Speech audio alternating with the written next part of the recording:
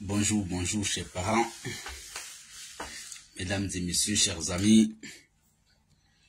Alors, très rapidement, je nous souhaite à chacun et à chacune une excellente semaine, très belle semaine à chacun de nous. On commence aujourd'hui encore avec la routine. Aujourd'hui, lundi, on a encore 5 jours de la semaine. Pour voilà, faire la routine le matin, c'est ça. Je souhaite à chacun de passer une excellente soirée, une excellente journée le lundi. Alors, l'enrôlement sur la liste électorale que j'appelle la période préélectorale est terminée depuis hier dimanche. Et pour être au même niveau d'information, c'est que c'est selon le chronogramme de la commission électorale indépendante, maintenant c'est jusqu'au mois de juin 2025 que vous et moi saurons définitivement qui est et qui n'est pas sur la liste électorale. Je voulais faire cette précision parce qu'il y a des spéculations pour donner une fausse information aux Ivoiriens qui peut, selon ou bien dans la mémoire ou dans l'esprit de ceux qui véhiculent ces informations-là, c'est fait une erreur. Je vais le dire. Si ceux qui actuellement ont pris l'internet ou les réseaux sociaux d'assaut pour véhiculer le message de ce que le président Gbagbo Laurent serait inscrit sur la liste électorale, c'est fait une erreur de communication. C'est grave, c'est une erreur stratégique et je vais vous dire pourquoi. Parce que le combat que nous menons aujourd'hui, c'est de voir nos leaders inscrits effectivement sur la liste électorale.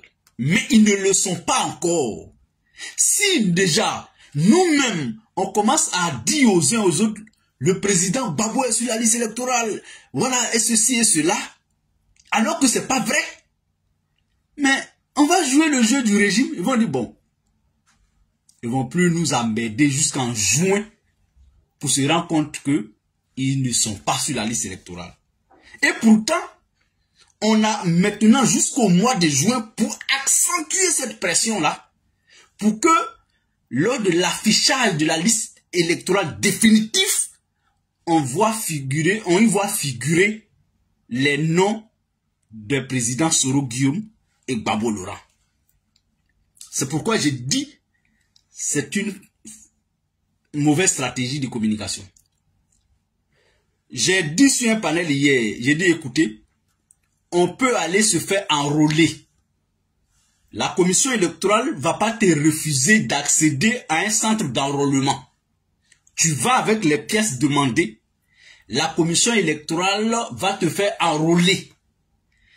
Après la période d'enrôlement qui s'est terminée hier, la commission électorale commence à partir d'aujourd'hui à traiter ces informations qu'ils ont récoltées durant la période d'enrôlement. C'est comme ça que ça se passe. Quand on dit traiter les informations, ça veut dire quoi? C'est comme on dit, voici la période d'examen du baccalauréat du 10 au 17 novembre.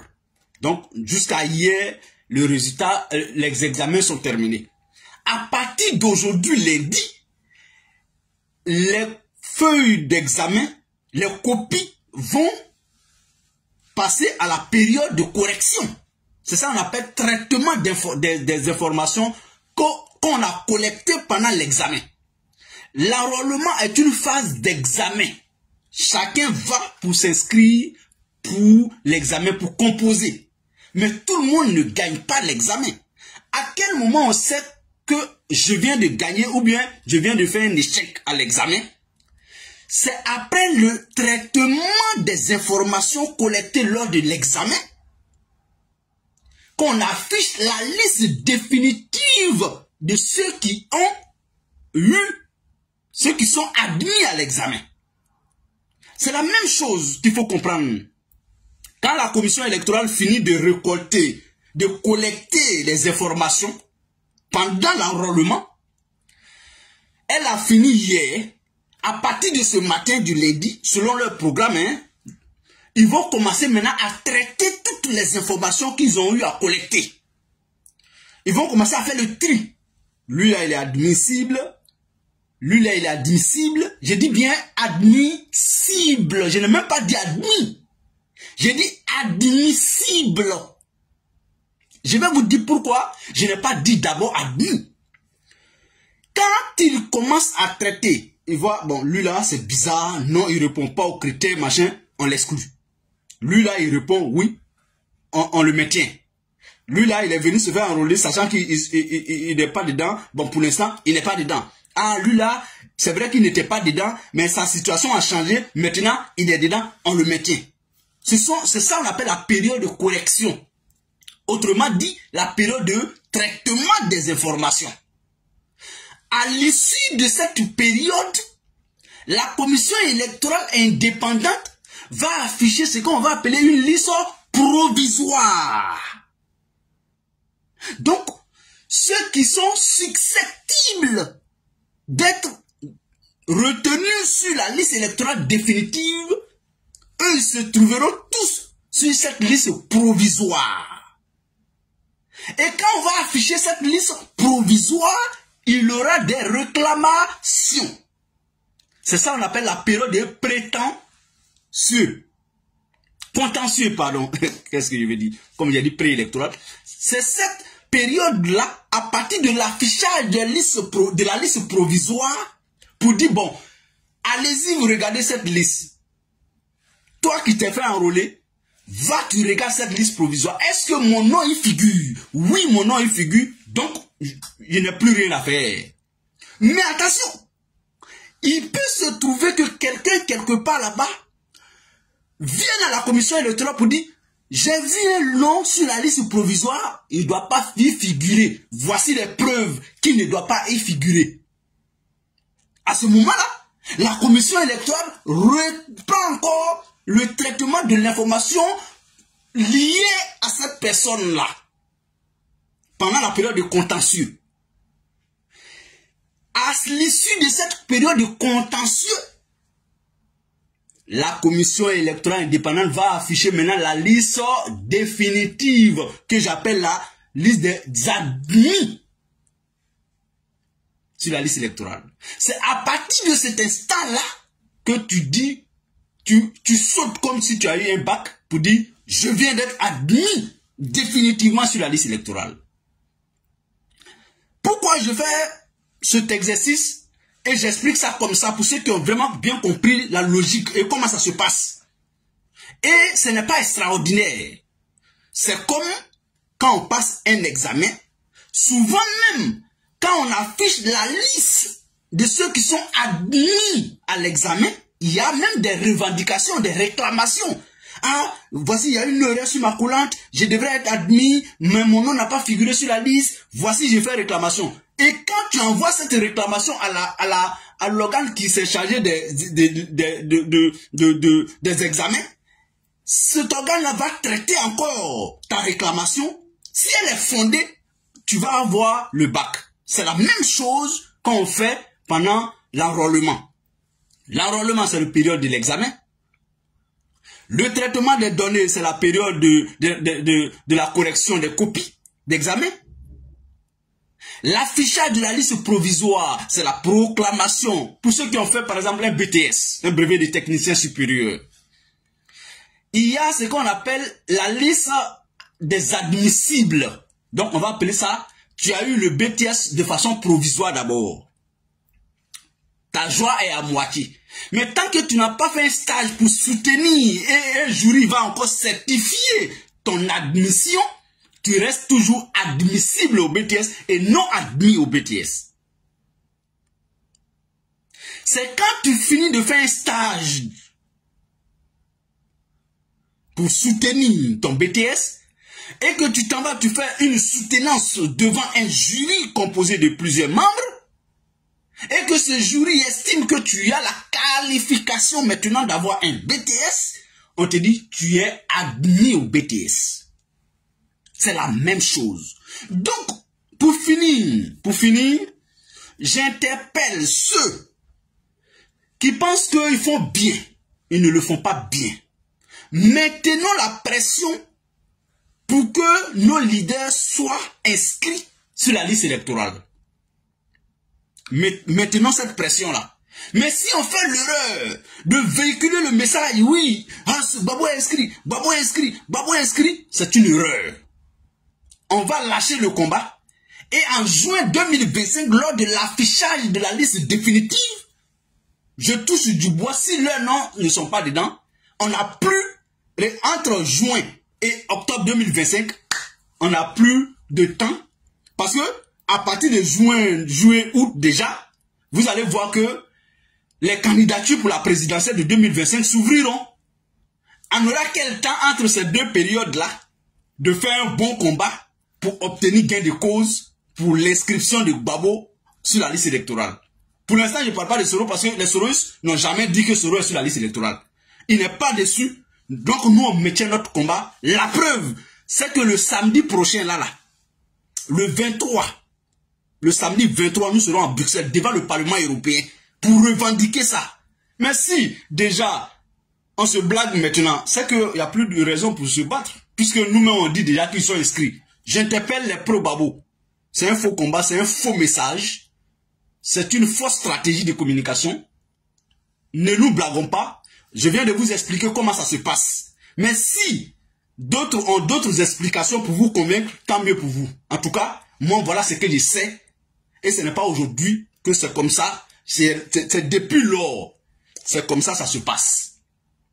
Mesdames et messieurs, chers amis. En tout cas, je vous salue depuis vos différentes positions. C'était ma petite contribution ce matin. Comme promis, le matin bonheur a repris de pas belle. Voilà un peu ce que j'avais à dire sur l'enrôlement et sur ce qui se passe, sur ce qui se dit aujourd'hui sur l'inscription du président Gbagbo Laurent sur la liste électorale. Ce n'est pas vrai.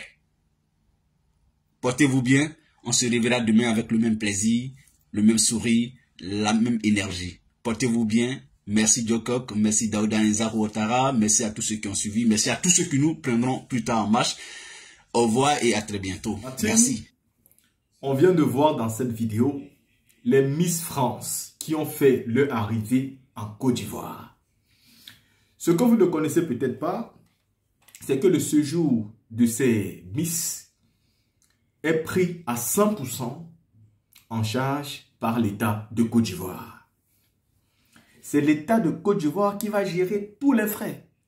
Transport, logement, les visites, alimentation, tout sera géré par l'État de Côte d'Ivoire. Tout ceci pourquoi on nous parlera du tourisme. On vous parle quand même d'un pays où des maisons sont cassées, où des gens dorment sous des ponts, où des familles pleurent, où des enfants ne vont pas à l'école, où des personnes manquent à manger, où on nous dit qu'il n'y a pas l'argent, qu'il faut serrer les ceintures, où on augmente les prix du carburant, des denrées alimentaires, du transport, où tout est devenu cher. Ce pays va prendre des milliards pour entretenir 30 filles qui n'ont aucun mérite. Voilà, 30 filles qui n'ont aucun mérite. Elles seront entretenues parce qu'elles se sont bien habillées, parce qu'elles se sont bien maquillées, parce qu'elles sont blanches, elles ont la peau blanche. Oui, parce que la Côte d'Ivoire ne peut pas prendre 30 Miss d'un pays africain avec la peau noire, non. Ils ont pris 30 filles avec la peau blanche, voilà, qui sont bien maquillées, bien habillées. Voilà, elles vont faire les concours de beauté. Pourquoi vous ne prenez pas des intellectuels, par exemple? Pourquoi vous ne faites pas la promotion de 30 mathématiciens, 30 scientifiques, 30 philosophes, hein? Des personnes qui construisent des bateaux, des chars de guerre, des armes. Pourquoi vous ne faites pas, c'est-à-dire quelque chose comme ça avec des personnes aussi bien? Pourquoi vous ne prenez des Miss là? Nous connaissons tous la vie de ces Miss, comment elles finissent. Être Miss, ça ne sert à rien. À un pays, à un continent, ça n'apporte rien. Les concours de Miss Monde, ça ne sert à rien, ça n'apprend rien à la beauté. Mais voyez-vous, c'est la politique d'Alassane Ouattara. Aujourd'hui, sa politique ne vise plus à rendre les gens intelligents, mais ça rend les gens de plus en plus cons. Il faut que vous soyez de plus en plus idiots, que vous n'ayez plus aucun sentiment du bon sens, que vous soyez totalement à gauche. Voilà pourquoi le monde a de plus en plus d'abrutis. Vous allez voir qu'aujourd'hui, en Afrique, pas seulement en Côte d'Ivoire, en Afrique, c'est plus des gens qui sont sur les réseaux sociaux qui réussissent leur vie. On vous dira même que l'école ne sert plus à rien, qu'aller à l'école ne sert plus à rien. Voilà. Ces gens vous le disent de bouche, mais c'est de plus en plus prouvé. Vous allez voir une fille qui va se gagner des millions sur les réseaux sociaux parce qu'elle poste des vidéos. Avec des vidéos, elle sort avec des multimilliardaires, elle se fait de l'argent. Vous allez voir un homme qui a fréquenté durant des années, mais qui n'arrive même pas à joindre les deux bouts.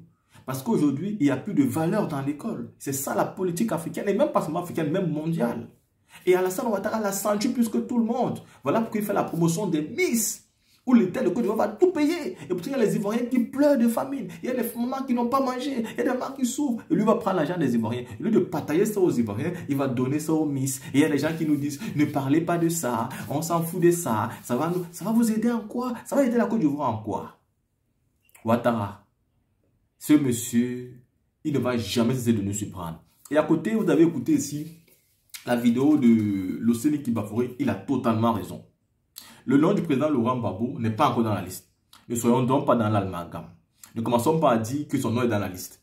Parce qu'on va faire le combat du RHDP. Son nom n'est pas dans la liste. N'entrons pas dans ce jeu. Politiquement, le RHDP a lancé un pion. Si vous entrez dedans, c'est fini.